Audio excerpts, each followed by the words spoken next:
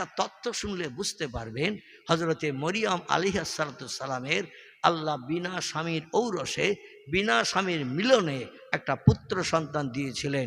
আমার ভাইরা, সিরিয়ার দেশের জেরুজালেমে প্যালেস্টাইনে জন্মগ্রহণ করেছিলেন ঈসা রুহুল্লাহ। আপনারা কম বেশি জানেন। ঈসা নবী যখন মারধর খাওয়ার ভয়ে জনগণের অপবাদমূলক বক্তব্য আর সহ্য করতে না পেরে পালিয়ে জঙ্গলে চলে গিয়েছিলেন। কোথায়? জঙ্গলে চলে গিয়েছিলেন। ওই জঙ্গলে চলে যাওয়ার পর 1-2 দিন মতান্তরে 3 দিন পেরিয়ে যেতে না যেতে প্রসব বেদনা শুরু হয়ে গেল। একটা বাচ্চা জন্মগ্রহণ করলো। যার কেউ নাই তার কে আছে? আরো জোরে বলেন, যার কেউ নাই তার আছে আল্লাহ। হযরত মরিয়ম বলছে, আল্লাহ, জঙ্গলে আমি একা, দেশের মানুষ আমার নামে অপবাদ দিচ্ছে পেট মোটা দেখে, আমি কার সঙ্গে অবৈধ সম্পর্ক করেছি বলতেই হবে, কিন্তু কোনো যুবকের পাশে তো আমি গল্প করিনি, কোনো যুবকের পাশে রাত যাপন করিনি, কোনো যুবকের সঙ্গে প্রেম প্রীতি তৈরি করিনি। আর সে যুগে তো মোবাইলই ছিল না, ছিল নাকি যে দূরের থেকে কথা বলবো তেঁতুলতলায় দাঁড়িয়ে আর আমরা তলায় দাঁড়িয়ে দাঁড়িয়ে শুনবে, এরকম সুযোগ ছিল তখন? কোনো মেশিনই ছিল না, ইলেকট্রিক লাইনও ছিল না, ওয়্যারলেস ছিল না, টেলিফোন ছিল না, কিচ্ছু ছিল না। মরিয়ম বলছে, আল্লাহ, আমার এই প্রসব বেদনা শুরু হয়েছে, জঙ্গলে আমি একা, ও আল্লাহ, এখন এই বিপদ থেকে আমার কে উদ্ধার করবে? আল্লাহ পাক ডেকে বললেন, ইয়া আব্দি, এ আমার বান্দি, ওয়ালা তাহজান ওয়ালা তাখাব, তুমি কোনো চিন্তা করো না, ভয় করো না, যার কেউ নাই আমি আল্লাহ তার আছি। জোরে বলুন সুবহানাল্লাহ। একটু বাদই দেখতে পাবে তোমার সাহায্যের জন্য লোক যাবে। আল্লাহ ডেকে বলে, ইযহাব ইয়া আইয়ুহান নিসা, এ আমার জান্নাতি নারীরা, তাড়াতাড়ি যাও, তোমরা যারা জান্নাতে সুখ ভোগ করছো তাড়াতাড়ি যাও। জান্নাতে কিছু নারীরা অতীতকালে ঢুকেই সুখ ভোগ শুরু করেছে। এদের কারবা নাম হজরতে আসিয়া, কারবা নাম হজরতে মরিয়ম, এমন করে কারবা নাম হজরতে হাজেরা, কারবা নাম হজরতে সারা। আল্লাহর জান্নাতে নারীরা জান্নাতে সুখ ভোগ করছেন। কারবা নাম হজরতে হাওয়া আলাইহিস সালাম, এরা জান্নাতে সুখ ভোগ করছেন। আল্লাহ বলেন, তাড়াতাড়ি করে যাও, যে মরিয়মের বাচ্চা প্রসব করিয়ে দাও। ওরা দুইজন চলে এসে বলছে, ওলা তাহজান ওয়ালা তাখাব, ইয়াও, এ বাবুজান, কোনো ভয় নাই, চিন্তা না, আমার এসে গেছে, তুমি একটু শুধু জমিনে শুয়ে পড়ো, বাকি কাজ আমাদের। মরিয়ম প্রসব বেদনায় কষ্ট পাচ্ছেন, জমিনে জঙ্গলের ভিতরে একটু শুয়ে পড়েছেন। আর ওরা কম্পিউটার মেশিনের মতো কতদিন আগেদের ট্রেনিং নেওয়া আল্লাহই জানেন।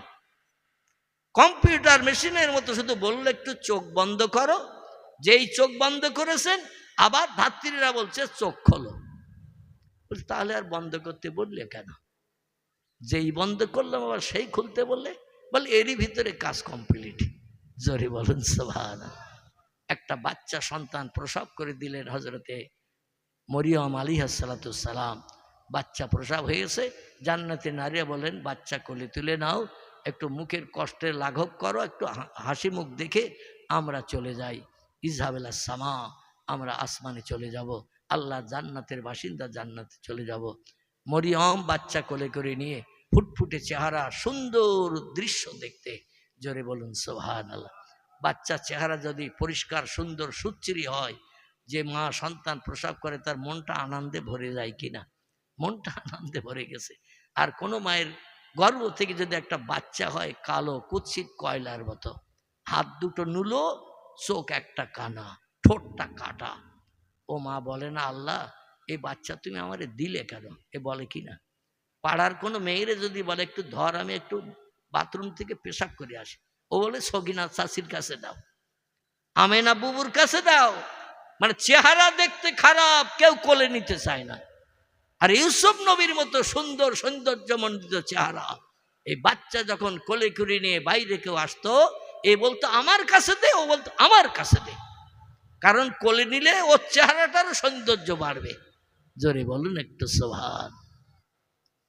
মরিয়ম ডেকে বলে, আল্লাহ, বিনা স্বামীর ঔরসে আমাকে, বিনা স্বামীর মিলনে তুমি বাচ্চা দিলে, তোমার কুদরতি মহিমা দেখালে আল্লাহ, কিন্তু সন্তান প্রসব করি আমি বড় পিপাসার্ত হয়ে গেছি। এই জঙ্গলে যেখানে গাছতলায় আছি, এখানে তো পানির কুয়া নাই, এখানে কোনো নদী খাল নাই। আল্লাহ পিপাসায় বড় কাতর হয়ে গেছে, সন্তান প্রসব করে, একটু পানির ব্যবস্থা করে আমার কলিজাটা ভিজে যায়। আল্লাহ বলেন আল্লাহ তাহজানি আব্দি, কোনো চিন্তা নাই, ভয় নাই, যার কেউ নাই আমি তার আছি। আর আমার কুদরতি মহিমা দেখানোর জন্য বিনা স্বামীর ঔরসে বিনা মিলনে তোমার সন্তান দিয়েছে, আর তুমি সন্তান প্রসব করে পিপাসায় কাতর থাকবে। আমি আল্লাহটা পছন্দ করি না। উজিবু দাওয়াতা দায়েন, আল্লাহ বলছেন যারা আমার কাছে কিছু চায় আমি তাদের দাবি সঙ্গে সঙ্গে পূরণ করাই। তবে আমার আপন বান্দা হতে হবে, শর্ত হলো আমার আপন হতে হবে। মান কানা লিল্লাহে, যারা আল্লাহর আপন হয়ে যায়, কানাল্লাহু লাহু, আল্লাহ তাদের আপন হয়ে যায়। আল্লাহ যখন কোনো বান্দা বান্দির আপন হয়ে যায়, কারো কাছে আর হাত পাতার দরকার থাকবে নাকি? খোদার কসম, কারো কাছে হাত পাতার দরকার থাকবে না। পৃথিবীতে দুটি দলের মানুষ বিপদে মুসিবতে দুঃখে দুর্দশায় অভাবে সমস্যায় রোগে শোকে জীবনে কোনোদিন কারো কাছে হাত পাতে নাই, হাত পেতেছেন আল্লাহর কাছে।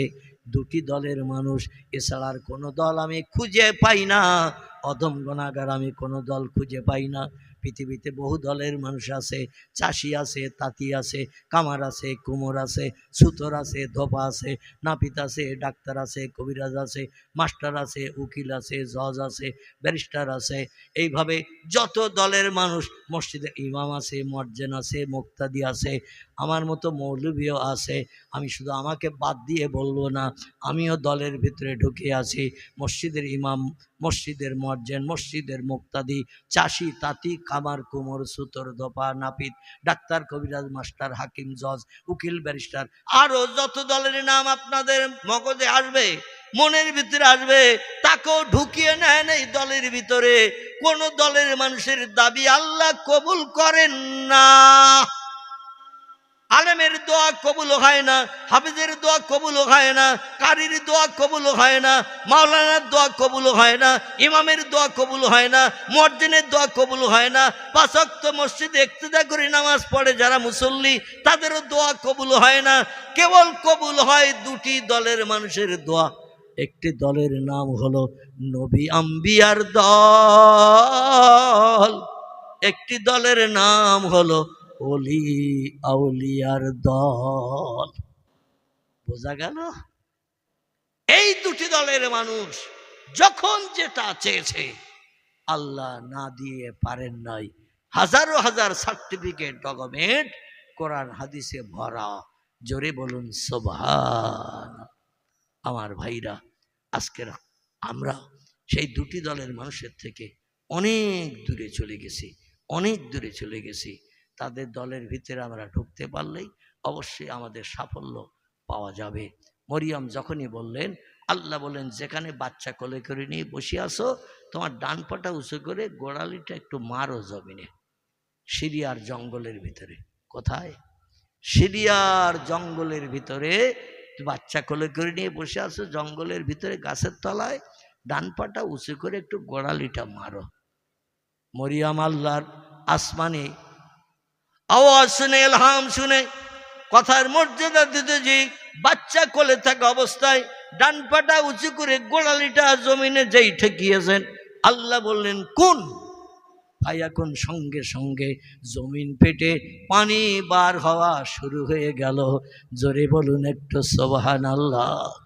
আজ পর্যন্ত সিরিয়ার জঙ্গলের ওই কুয়ার পানি দেখতে দেখতে 2500 হাজার বছরের মতো কম বেশি হয়েছে, এখনো সেই কুয়ার পানি শুকায় না।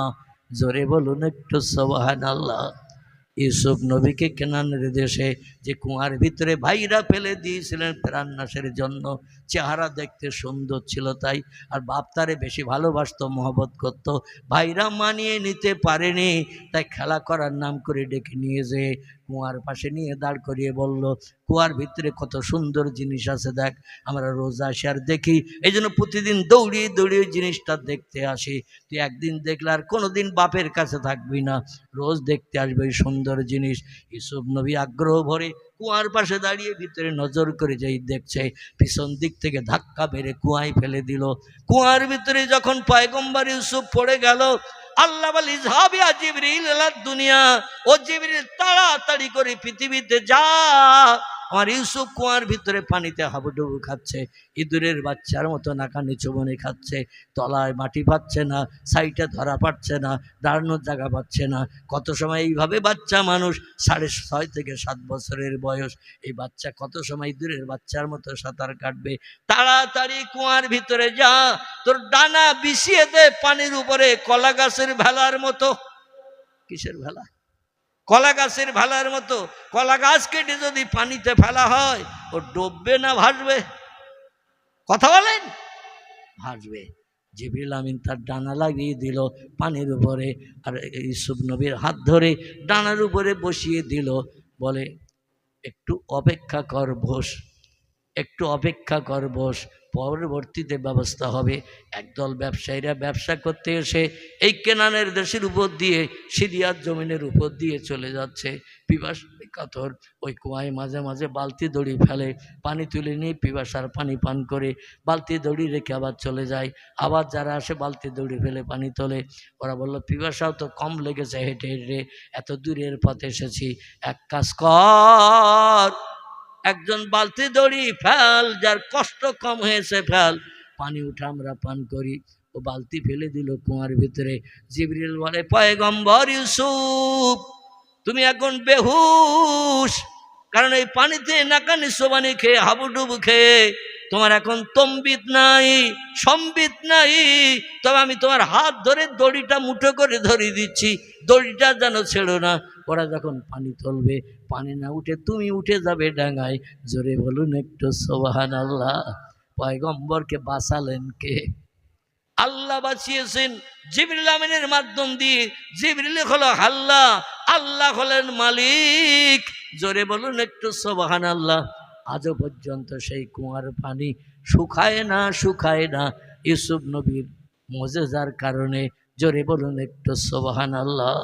আরেকটা কুয়া আছে এই পৃথিবীতে, কিয়ামত পর্যন্ত তার পানি শুকাবে না।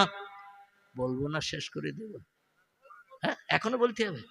আমি তো মনে করছিলাম থলি ভর্তি হয়ে গেছে, বেশি দিলে তো আবার উতলিয়ে গড়িয়ে পড়ার ভয়।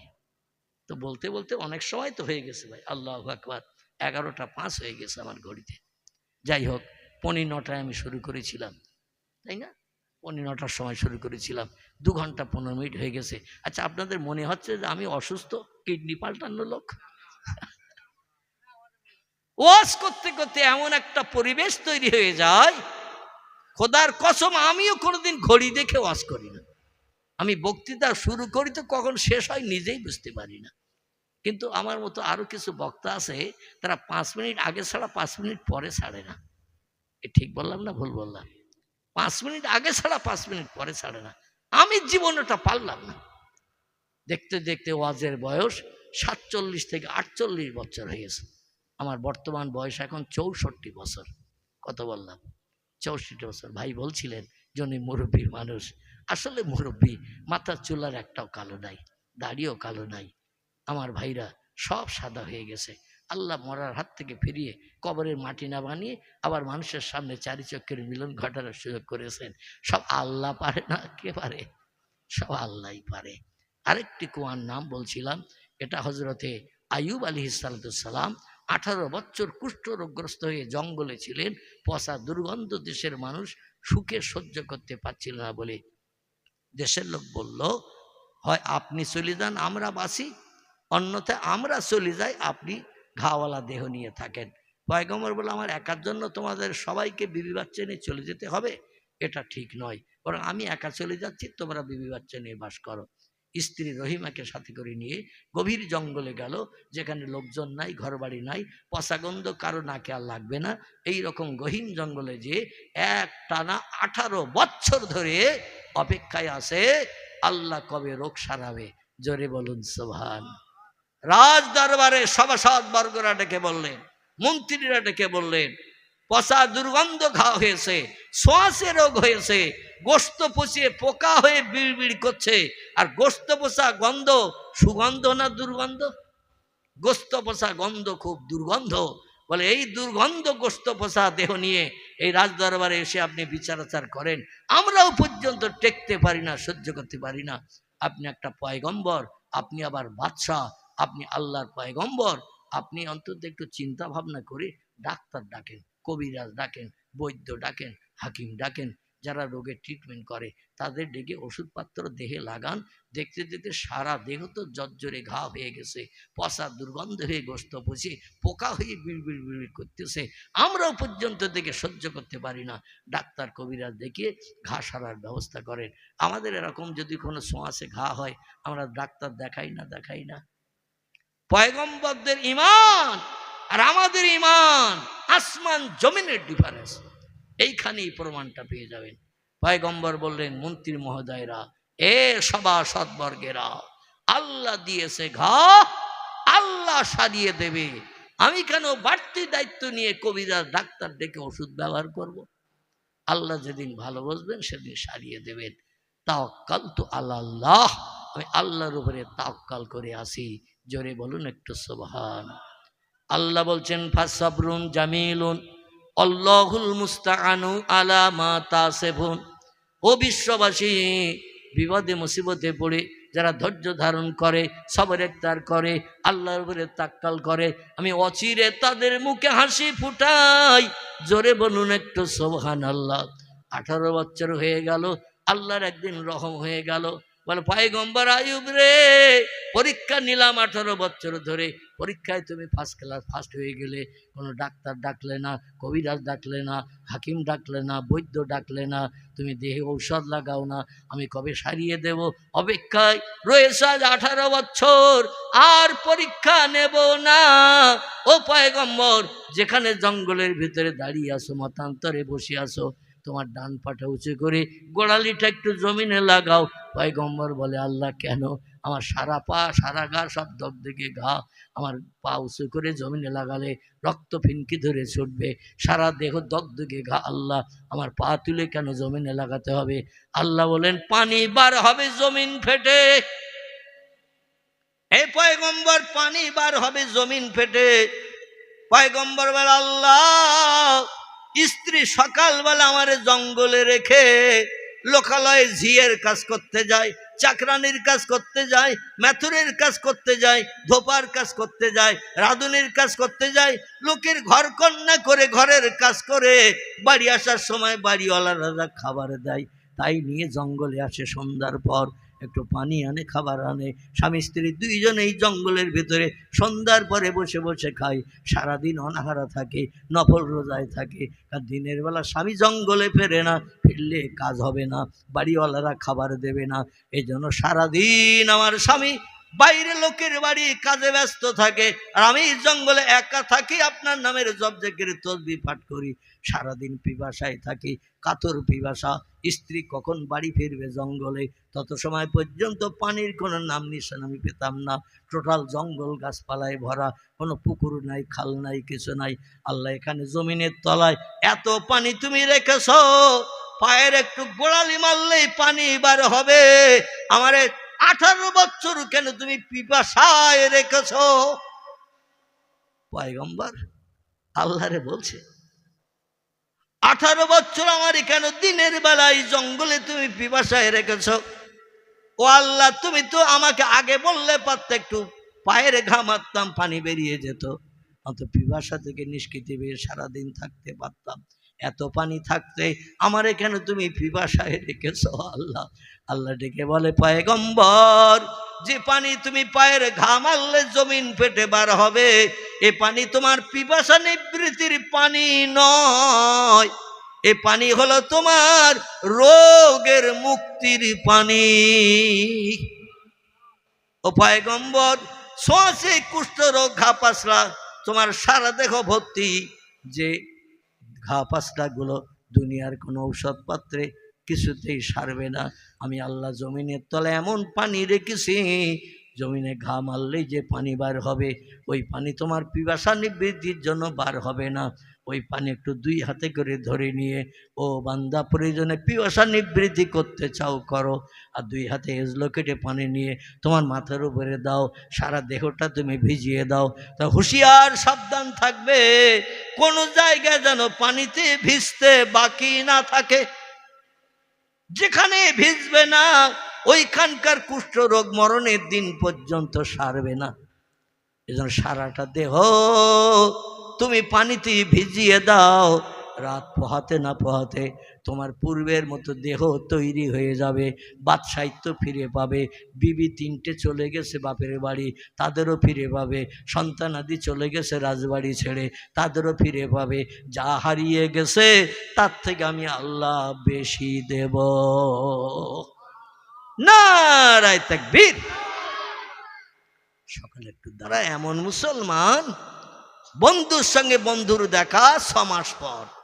একই হাই স্কুলে পড়তো, দুইজনে মাধ্যমিক পাশ করার পরে আর দুজন পড়াশোনা করেনি, সংসারের চিন্তা ভাবনায় ব্যস্ত হয়েছে, বিয়ে শাদী করে সংসার যাপন করছে। হঠাৎ ভেবিয়ার বাজারে 6 মাস পর একদিন দেখা। বলে, মিন্টু কেমন আছিস? বলে, মোটামুটি চলছে ভাই, তুই কেমন আছিস? বলছে, আমারও তোর মতনই একই অবস্থা যাচ্ছে, খুব ভালো না খুব খারাপ না, মোটামুটি চলছে। বলে, বহুদিন পরে দেখা, দে একটা বিড়ি দে, মজিয়ে গল্প করি। অনেকদিন পরে দেখা। বলছে, খোদার কসম একটাও নেই। বন্ধু বিড়ি চেয়েছে একটা, বলছে খোদার কসম একটাও নেই। বলছে, আমরা হাই স্কুলে যখন পড়তাম মাঝে মধ্যে তুই আর আমি বাথরুমের ভিতরে ঢুকে দরজা লাগিয়ে বিড়ি খেয়ে আবার বেরিয়ে আসতাম। তুই তো আমার সেই বন্ধু, তুই বিড়ি ছাড়া চলতে পারিস না, আমিও বিড়ি ছাড়া চলতে পারি না, আর তোর কাছে বিড়ি নেই আমার বিশ্বাস হয় না। বলছে, দেখি তোর পকেটটা একটু দেখি। পকেটে হাত দিয়ে দেখে মাল 4টে রয়েছে। কটা? 4টে বিড়ি রয়েছে পকেটে। বলে, এই দিবি না তো কসম খেলি কেন? খোদার কসম একটাও নেই। বলছে, আমার বাড়ি যেতে এখনো 5 ঘন্টার মতো দেরি, 8 ঘন্টা অন্তর অন্তর একটা করে লাগে মগজ ঠান্ডা করতে, আর 5 ঘন্টা বাড়ি যেতে দেরি। তো 4টে বিড়ি তাই আমার কুলোবে না, তোর একটা দিয়ে আবার কার কাছে হাত পাতবো, এই জন্য কসম খেয়েছিলাম যাতে দিতে না হয়।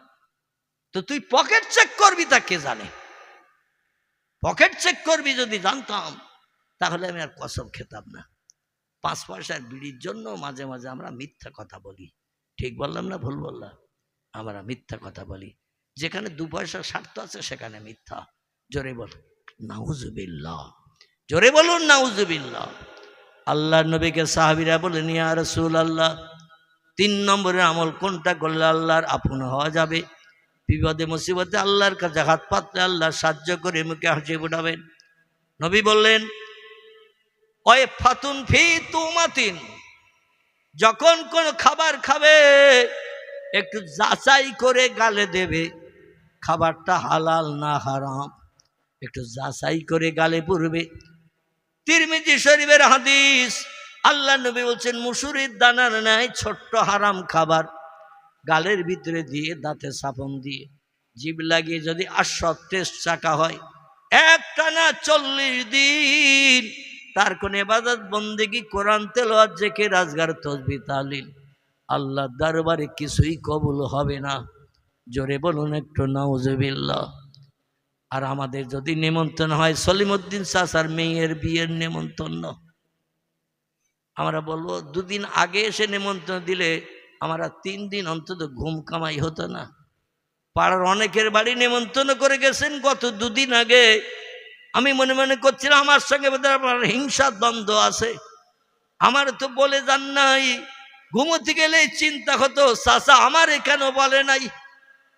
2 দিন পরে আজ বলতে এসেছে, চাচা বলছে, শোন সেদিন খুব ব্যস্ত ছিলাম, তাড়াতাড়ি অন্য কাজে যেতে হবে বলে সবাইকে বলতে পারি না, আজকে সব পাড়ার লোক বলে যাব, এই জন্য তোদের কাউরে বাদ রাখবো না। কিন্তু দেখা গেল চাচার মেয়ের বিয়ের দিনখানের দিন ছেলের পক্ষরা বলছে পালসার গাড়ি সুইচ স্টার্ট একটা দিতে হবে,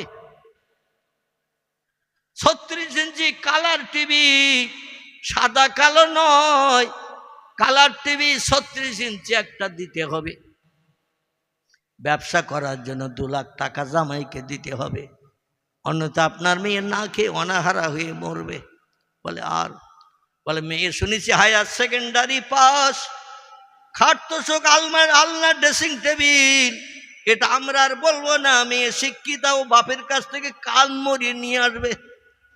ওর ঘর সাজানো মাল কি লাগবে, ও তো higher secondary pass, 12 class pass, ও বাপের কান মলে নিয়ে আসবে, ও আমরা আর বলবো না। তো মাঝে মধ্যে সুবিধা অসুবিধা হলে একটু জামাই মেয়ের খেয়াল রাখবেন চাচা। দিনকান হয়ে গেল, বিয়ের আগে কিছু মেয়ের বাপ দিয়ে দিল বিয়ের আগে, যাতে মাল দেখে খুশি হও। আল্লাহর মহান ওলি বান্দা বসিরহাটের জমিনে কবরস্থ হয়ে আছেন, নাম তার আল্লামা রুহুল আমিন রাহমাতুল্লাহ আলাইহি। তিনি একটি কিতাব লিখেছেন, কিতাবটির নাম হলো তরিকত দর্পণ তাসাউফ তত্ত্ব। কিতাব আলগা করবেন, যে কোনো দিন দেখতে পাবেন। হুজুর বলেছেন বিয়ের আগে কোনো পক্ষ, ছেলে পক্ষ বা মেয়ের পক্ষ, কোনো লেনদেনের আলোচনা যদি করে, মাল দেওয়া তো দূরে থাক, কোনো মালের লেনদেনের আলোচনা যদি করে, বিয়ের সময় এইগুলো দিতে হবে, বিয়ের পরে দিতে হবে, এমন আলোচনা যদি হয়, ওই বিয়েটি ইসলাম শরীয়তে নাজায়েজ, হারাম। যত বড় ফুরফুরার পীর সাহেব আসুক, যত বড় মুফতিকারী দিল্লি বোম্বাই থেকে এসে বিয়ে পড়াক, যত বড় হাফেজকারী মুফতি মাওলানা মৌলবী মসজিদের ইমাম মুয়াজ্জিন ওই বিয়ে পড়াক, বিয়ে বৈধ হবে না। কারণ বিয়ের আগে মালের লেনদেনের আলোচনা হয়ে গেছে। ওই বিয়ে বাড়ি যত মানুষ খাবে, ওদের হারাম খাওয়া হবে। অনেক সময় রাস্তায় চাচার সঙ্গে আর এক ভাইপোর দেখা, বলে চাচা সবাই রে বলে গেলে আমারে বললে না। বলে খুব ব্যস্ত ছিলাম তো বলতে পারিনি। তো রাস্তায় বললি তুই মেনে নিবি হারা? বলছে চাচা আমার বাড়ি আর যেতে হবে না, মুখের কথা বললেই আমি গ্রহণ করে নেব। কিন্তু চাচার মেয়ের বিয়েটা কিভাবে হচ্ছে এ খবর আমরা রাখি না। ঠিক বললাম না ভুল বললাম? এ খবর আমরা রাখি না। শরীয়তে ওই বিয়ে হলো হারাম। আর স্বামী স্ত্রী মিলনে যত সন্তান হবে, হারাম বিয়ে পড়ানোর কারণে সন্তানগুলো অবৈধ জারজ হারাম জাদা হবে। কি হবে? এই কষ্ট লাগতেছে। শরীয়তে এই বিয়ে পড়ানোটা যত নামি দামি মুফতিকারী দিয়ে পড়ান, আলেম মৌলবী দিয়ে পড়ান, মসজিদের ইমাম দিয়ে পড়ান, বিয়ে কোনোদিন জায়েজ হবে না।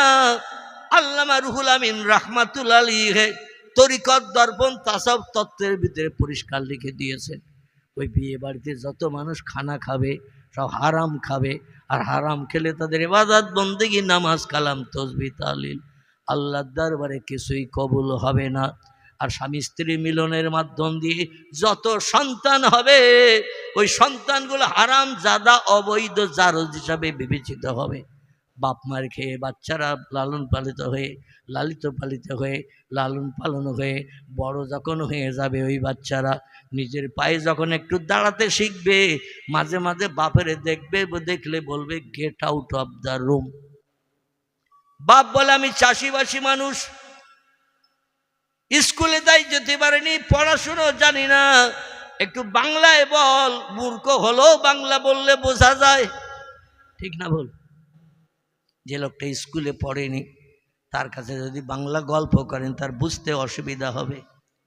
নবীজি সৌদি আরবের মানুষ ছিলেন, আরবি ভাষাভাষী, দুনিয়ার স্কুলে যাননি, কলেজ চোখে দেখেননি, বিশ্ববিদ্যালয়ে চৌকাট পার হননি, নবী সাহিত্য রচনা করেননি, কবিতা লেখেননি, তৌরিত, জব্বুর, ইনজিল সে যুগের কেতাব ছিল, পয়গম্বর পড়তে জানতেন না।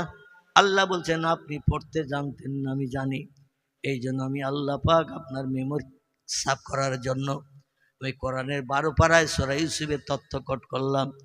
ও আমার হাবিব, ইন্না আনজালনাহু, আল্লাহ বলছেন কুরআনান আরাবিয়্যাল লাআল্লাকুম তাকিলুন। জোরে বলুন একটু সুবহানাল্লাহ। ও হাবিব, আপনার মগজে জ্ঞান দান করার জন্য, লেখাপড়া তো জানেন না, তৌরিত পড়তে জানেন না, জব্বুর পড়তে জানেন না, ইঞ্জিল পড়তে জানেন না, সাহিত্য রচনা করেননি, কবিতা লেখেননি, কিন্তু আপনার মগজে জ্ঞান দেওয়ার জন্য আপনার মাতৃভাষায় আমি আল্লাহ কোরআন পৃথিবীতে নাজেল করে পাঠিয়েছি। কোনো লেখাপড়া না জানলেও মাতৃভাষায় কথা বললে আপনার বুঝে নিতে, জ্ঞান অর্জন করতে সুবিধা হবে। এজন্য ইন্না আনজালনাহু কোরআনান, আমি আল্লাহ কোরআন নাজিল করেছি আপনার মাতৃভাষা আরবিতে। জোরে বলুন সুবহানাল্লাহ। লাআল্লাকুম তাকিলুন, যাতে আপনি জ্ঞান অর্জন করতে পারেন। মাতৃভাষায় গল্প শুনলে আপনি সে গল্পটা বাস্তবে রূপদান করে জ্ঞানী হতে পারবেন। এই জন্য কোরআন আমি হিব্রুতে পাঠাই নাই, ইংরেজিতে পাঠাই নাই, হাবসা ভাষায় পাঠাই নাই, আমি ফার্সি ভাষায় পাঠাই নাই, পলি ভাষায় পাঠাই নাই, গুজরাটি ভাষায় পাঠাই নাই, বাংলা ভাষায় পাঠাই নাই।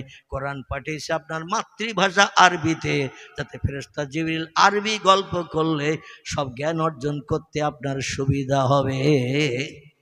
জোরে বলুন একটু সুবহান। আমার ভাইরা, এই যে রসুল বলছেন ইন্নামা বুইস্তু মুআল্লিমান, আমি দুনিয়ার স্কুল কলেজে যাই নাই বলে আমার যেন ধারণা করি না আমি মুহাম্মদ মূর্খ।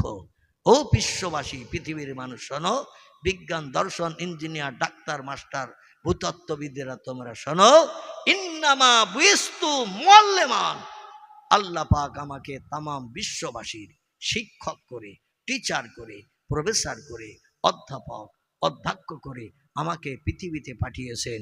আমার মতো জ্ঞান অতীতে কারো ছিল না, বর্তমানে নাই, ভবিষ্যতে কোনো নাতি নাতকুড়ের হবে না। জোরে বলুন একটু সুবহানাল্লাহ। আমার ভাইরা, সেই পয়গম্বর মুহাম্মদ রাসূলুল্লাহকে আমাদের নেতা করে, নবী করে আল্লাহ পাঠিয়েছেন। এজন্য আমরা খুশি না অখুশি? আমরা খুশি। এবং পৃথিবীতে যত আসমানি কেতাব আল্লাহ পাঠিয়েছেন 104খানা কেতাব। কখানা? 104খানা। 100খানা হলো চটি কেতাব, হালকা কেতাব, 4খানা হলো মোটা কেতাব, তৌরিত, জব্বুর, ইঞ্জিল আর কোরআন। এই 4টি কেতাব মোটা আর 100টা চটি কেতাব, হালকা কেতাব আল্লাহ পৃথিবীতে পাঠিয়েছেন। পয়গম্বর মুহাম্মদ রাসূলুল্লাহকে সব কেতাবের জ্ঞান জিবরিল আমিন দ্বারা বর্ণনা করিয়েছেন। রসুল মেমোরিতে টোটাল জমা করে নিয়েছেন। জোরে বলুন সুবহানাল্লাহ। দিয়ে যান নবীজির দরবারে একটু প্রাণ ঢালা সালাম পেশ করি। ইয়া নবী সালাম,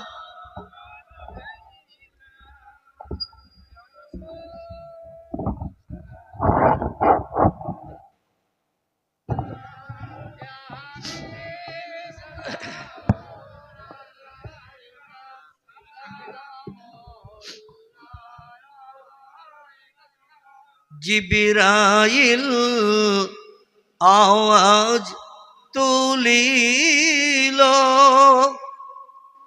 আসমানের দরওয়াজা খোলো গো, এসেছেন নবীদের সরদার, হবে যে খোদা দিদার। ইয়া নবী সালাম,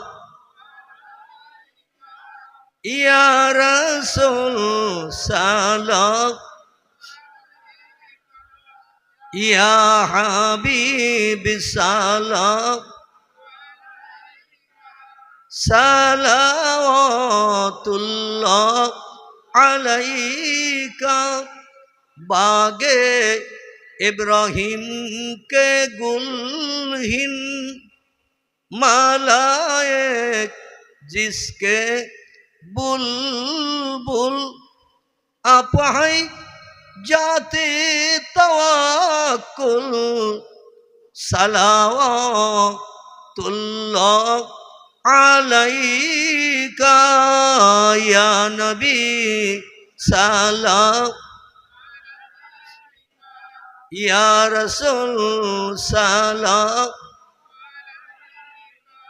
या हबीब सलाम सलावतुल्लाह।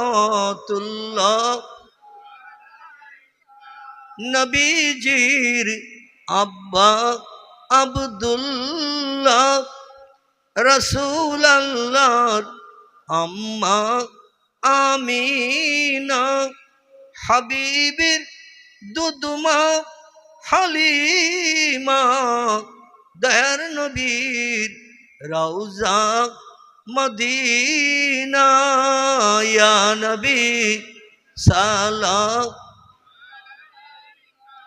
ইয়া রাসূল সালাম, ইয়া হাবিব সালাম, সালাওয়াতুল্লাহ। সকলে বসে বলে ইয়া রাব্বি সাল্লিমা সাল্লাম। মক্কার পরে আরবের বুকে, মক্কার পরে মামিনার যেথায় ঘর, খোদার করুণা কাউসার হয়ে ঝরসে বারংবার, বালাগাল উলা বেকামালিহি কাশাফাত দুজা বেজামালিহি, হাসনাতু জামিউ খিসালিহি, সাল্লু আলাইহি আলিহি। আলহামদুলিল্লাহ। দেখতে দেখতে রাত 11:30 বাজতে যায়, দুপাশ